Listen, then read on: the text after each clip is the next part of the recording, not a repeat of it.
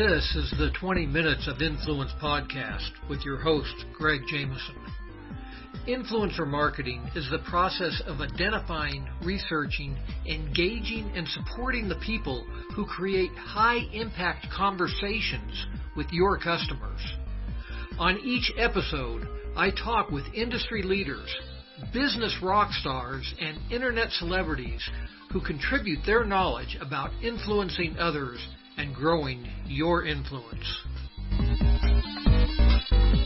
Welcome to the 20 Minutes of Influence podcast. I'm your host, Greg Jamison. If you happen to be watching today's episode and not just listening, you'll notice that I've got a guest with me today. My guest is John Faisandier. Say that right? You've got it right. Yep. I was practicing beforehand. John and I have actually just met, but he sent me some information about wanting to be on the podcast that actually intrigued me. Some of this he doesn't even know yet, so I'll just kind of spit it out here. One of the questions that I ask on my intake form is, on a scale of 1 to 10, how weird are you? Many of the people that, when I first started this, were my friends, and they would give me all kinds of crazy numbers, like, well, I'm a 13 or whatever, which I thought was really cool, that all of my friends thought that they were weirder than a 10.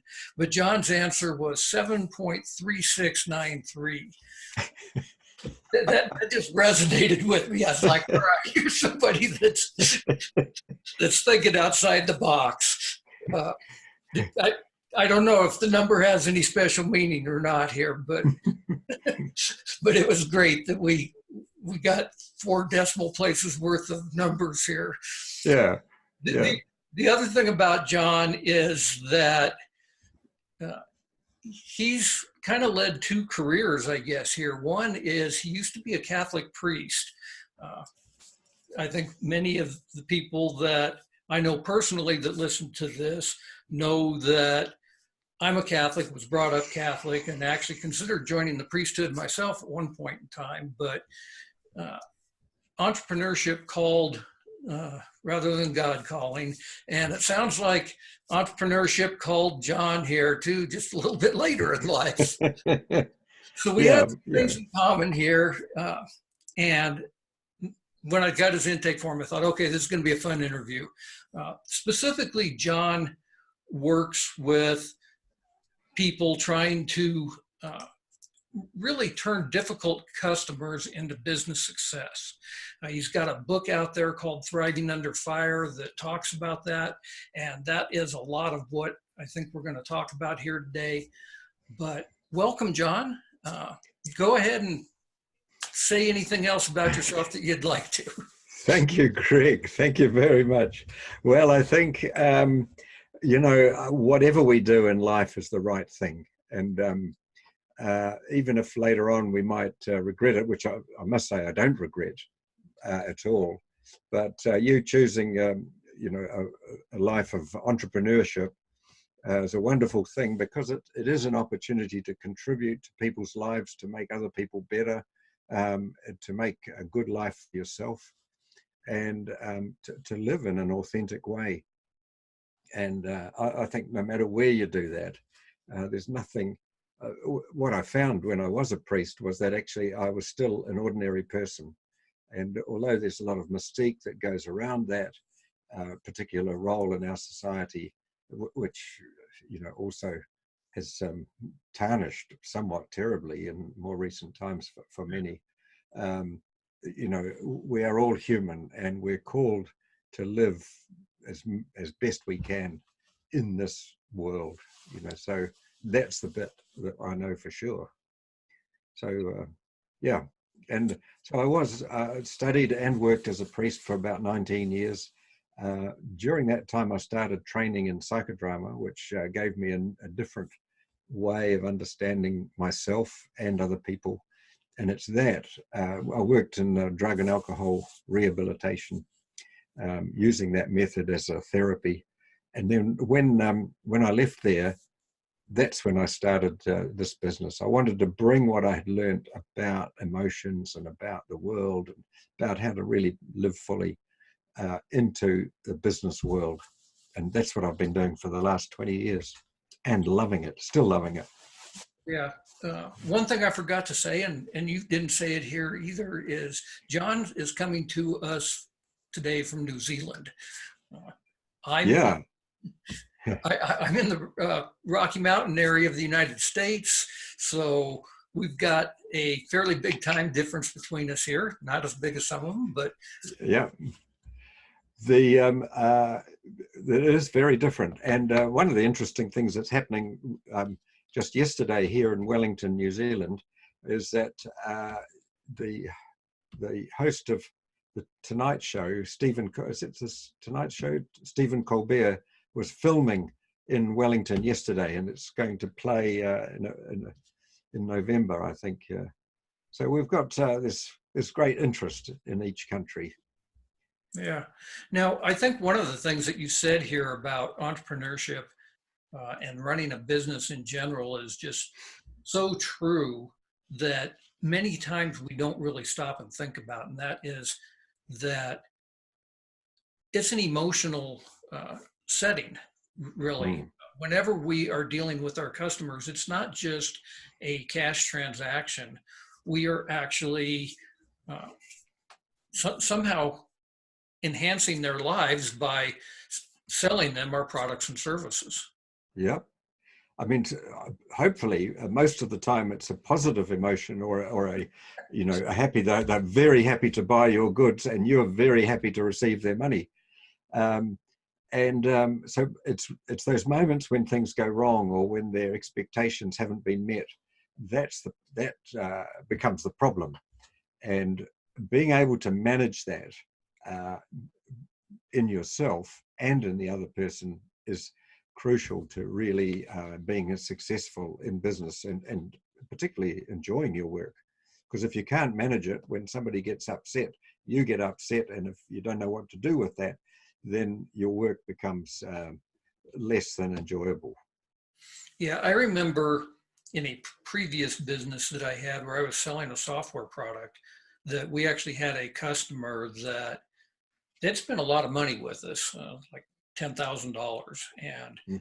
they were not happy with their purchase. So when you spend that kind of money and you're not happy, Mm. that's not a good thing from the vendor standpoint. Yeah. So we did absolutely everything we could to make them happy. We bent over backwards. We gave them individual training. Mm. We gave them like free updates for a year. I don't even remember what all we did to really make sure that they were happy. And in the end, they actually became one of our very best customers. They Yes. out there and were promoting our product to everybody else, telling the world how great we were. Yeah. Isn't that wonderful? And that's really what the title of my book, Thriving Under Fire, turned difficult customers into business success. And one of the things, as much as doing those things for people, giving them something, you can do. And the bigger they are, the more you want to give them to keep them. But one of the keys that's so important is that when people are upset, is that you acknowledge what they're feeling. Like, this is just hugely important. People want to feel felt. They want it, that you get how inconvenient it was, for you to have done this thing, that's annoyed me. I want you to know that. And so really being able just to be with them, feel some of that distress, and not jump in to try and fix it immediately, but to be able to say, this has been very difficult for you, or, you're under a lot of stress, or, you really feel quite let down, don't you? Any of those kinds of things. If you say that first, sometimes it only needs to be a sentence. Sometimes if it's a bigger thing, it needs a bit more. They might need to vent and sort of say, you betcha it's been bad. I can tell you this is, it was terrible for this reason, this reason, this reason, and this. And you don't have to try and counteract them or disagree with them. You just need to be with them. Now that is the key.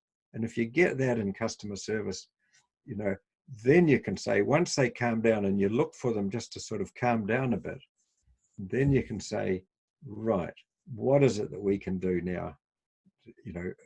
Especially if you made the mistake, You know, what can we do to rectify this? But you know, before you try to get into the rational part, you want to acknowledge the emotion. And we know this from the neuroscience, you know, how the brain works. That's a very important thing to do. Yeah, I can see that. I actually have a website that I run for the Boy Scouts where I provide a free service of letting people create certificates online and then print them out at Uh-huh. their home. And so, like I said, it's totally free. I make no money on the thing at all. I get an occasional donation to kind of help me keep the site up. But Mm. I've had people that have, you know, emailed me or called me or whatever that have been really frustrated when site goes down or whatever. And they're like, Yeah, yeah. oh, I've got to have this certificate by 7 o'clock tonight. Yes, Okay, yeah. well, it's free, you know, so relax here a Yeah. little bit. But Yeah, yeah. in their mind, it's not how much money they spend, you know. In this case, it's free. Somebody might spend just $1 with you, you know, buy something at the Dollar Tree, and all of a sudden the thing breaks before you even get it home. And it's not so much the cost that's involved in that is the fact that they are counting on something and it didn't work. And it might be like the kick the cat syndrome, you know. It's like, well, that's just kind of the final thing here that put them over the edge. Yeah, yeah. And one of the things, and I deal with this a lot more in my book, but you know, understanding really what else might be going on with that person in their life. And so when they get to you and something goes wrong, they can't print the certificate. They may have been just huge stresses, their family, you know, whatever, they've trying to get their kids organized and get, you know, get everything done so they can turn up somewhere at 7 o'clock, let alone what else is happening in their life, what was happening at work during that day, what's happening, you know, over the week, the month, in fact, their whole history, as well as even what their future expectations are. So, you know, these things affect people. It's very complex, and we just, it's about appreciating that that's the case. You know, that people are very complex. And what they're upset about is not necessarily the $1 or even the free certificate, for that matter. That really just is the moment, and you happen to be the person in front of them. And so, being able to be with them, you know, is feel what they're feeling, but not actually get overwhelmed by it. This is just absolutely crucial to really good customer service, or, you know, service really of anybody, because I say to a lot of people, you know, you can have your customers that come into your shop or whatever your business is, but also you can think of your family as your customers, you know, your spouse or your children. In a sense, you know, you want to relate to them. Don't take money off them, they don't have to pay for your attention, but you want to give them good service. You know, you want to actually be present to them. And this is a real gift that we can give to people. And you know, it really helps people calm down and stay, you know, sort of regain their sanity really in those moments when they're not so rational. So as business owners, we can't just be number crunchers. We've got to go out there and be psychodrama analysts or whatever the word is. Yeah, that's right. Well, in a sense, we want to be companions. You know, we want to just, I mean, the people we meet in the world, to me, it's a great privilege to meet anybody. And whether we meet online, just like you and I are doing now, or we meet somebody who comes into the business, or we meet in the street, or in our neighborhood, you know, people, there's such a richness in other people. And if we can just start valuing them and being with them, so we don't even really need to psychoanalyze them in that sense, which actually psychodrama is quite the opposite of psychoanalyzing, but it's because that sort of distances yourself and thinks, oh yes, I can see you, you're like this, but actually it's much more about simply being with the other person. The challenge of that, of course, is that the other person is different from me, and so there is a real it is a real challenge. How do you be with somebody who's different? Because especially if you don't know much about them, that can generate feelings in yourself, or actually it activates the brain. This person could be the enemy, because the less you know about somebody, that generates paranoia kind of thinking, this person possibly out to get me. And so you become either defensive, the fight flight thing gets activated. So yeah, we've got some great thoughts going on here. We need to take a quick break, and on the other side of the break, I actually want to kind of pull some of these thoughts together and put them into a practical application for business owners. What happens when people leave you negative reviews, and what happens when people call your customer service counter and start reaming out your support rep or whatever. So yes. Let's quick break, and let's talk about some of those practical things on the other side. Great idea.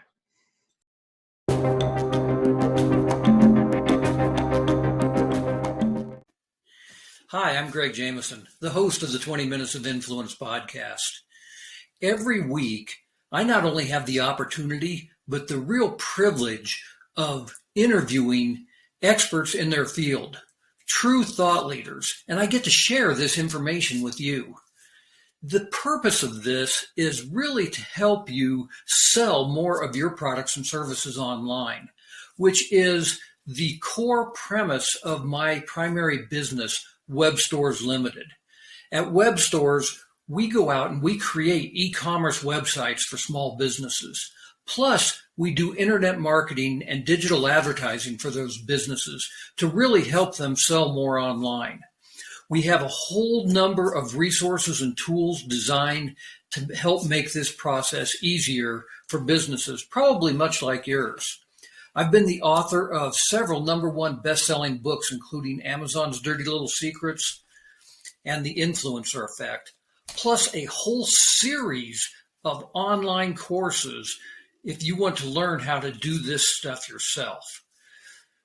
The best way to remain in contact with me, besides subscribing to this podcast, of course, is to simply go to gregjamison.com/free gift, where I have a special offer for you simply because you are a valued listener to this podcast. Thanks again, and now let's get back to today's episode.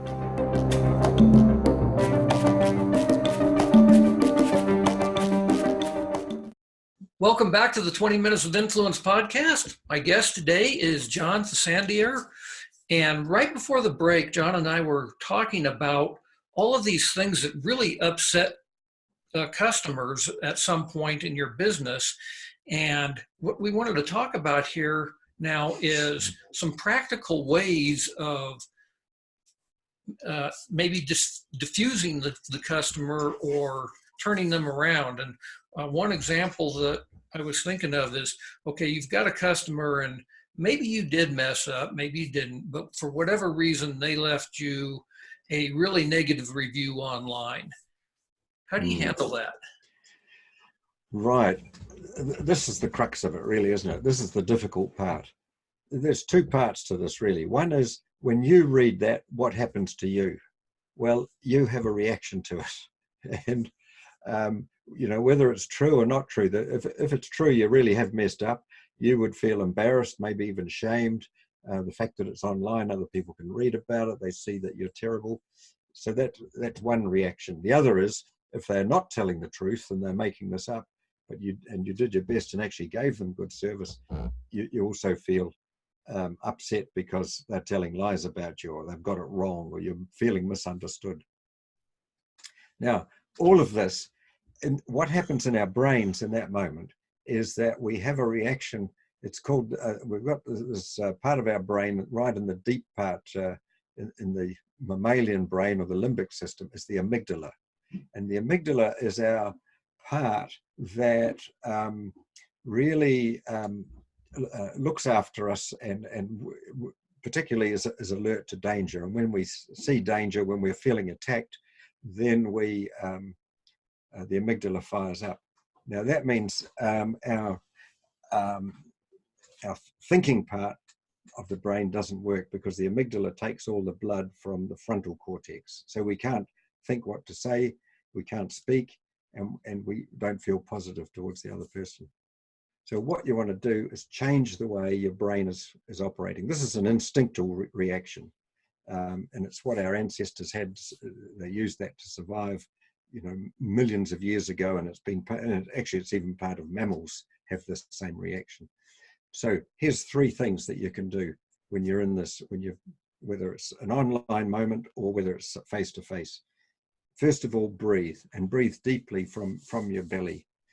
You get an emergency breath from up in your top part of your chest, but that's if you really were under attack and needed, the fight-flight response, stay and fight this aggressor or run away.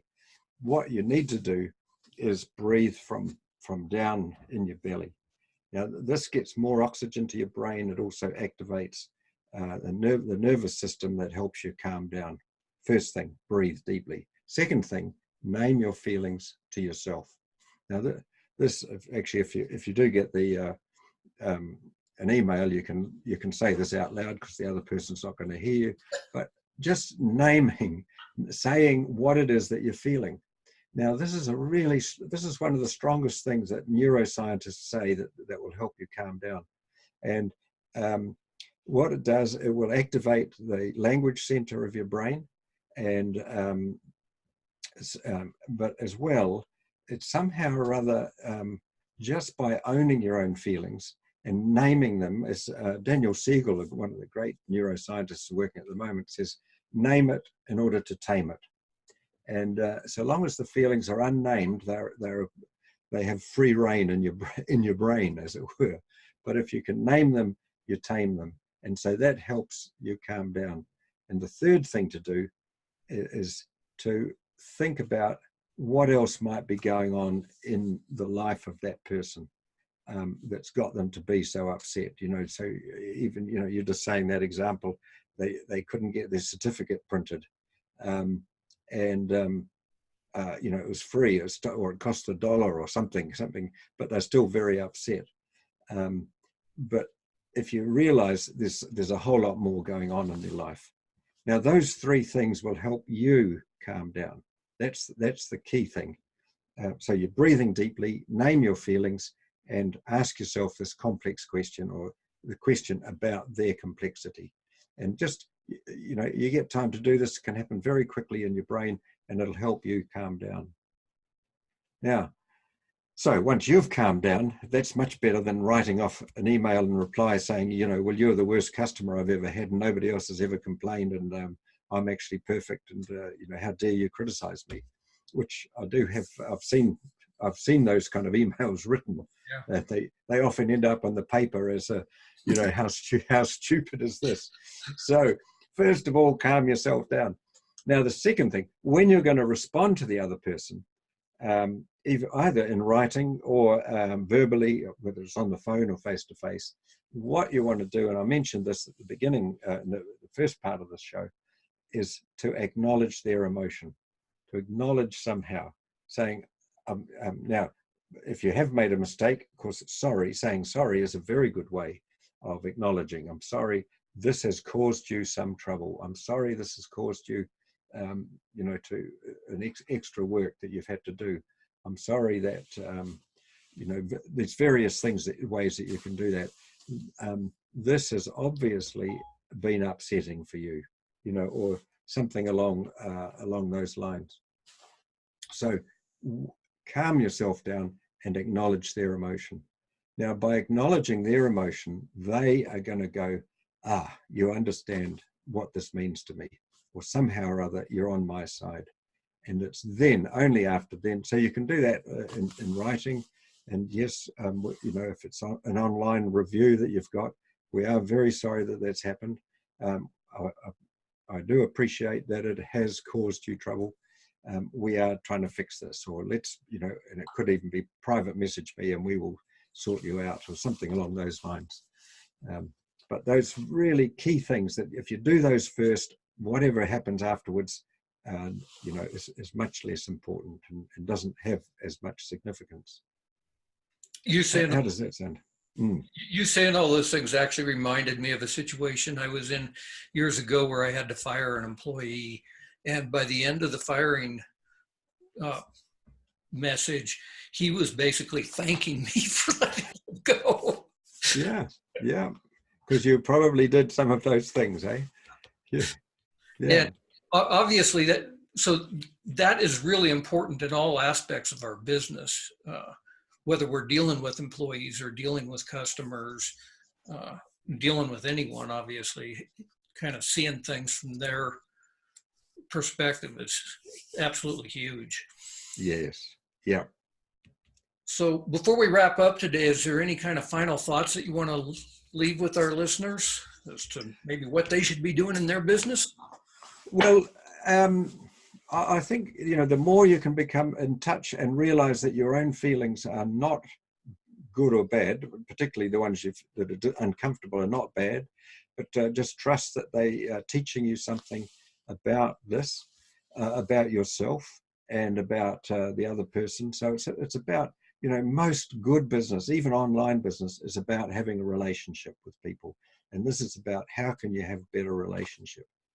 And I do teach this. I write a regular an e-newsletter that I put out most weeks that would help people, and it's directed at people in business. So you're welcome to sign up for that. So it's about constantly learning, really. That's the tip, I would say, and constantly exploring the emotional side of yourself and business. So you can get this newsletter at www.tuf, that's Thriving Under Fire, tuf.co.nz. And if you /Greg, I will. I've got a little ebook on how to make an effective apology, and that's one of the things that in business we need to do quite a bit, isn't it? Let alone in life, with the people who are close to us. So if your listeners would like, they can get this ebook as a gift through you to www.tuf.co.nz /Greg. Awesome. I will make sure that gets in the show notes as well as a link to your book on Amazon. Yeah, lovely. Really appreciate your time here today, John, and I look forward to talking to you again. I hope so, Greg. I do too. Thank you. Thanks for listening to today's episode of 20 Minutes of Influence.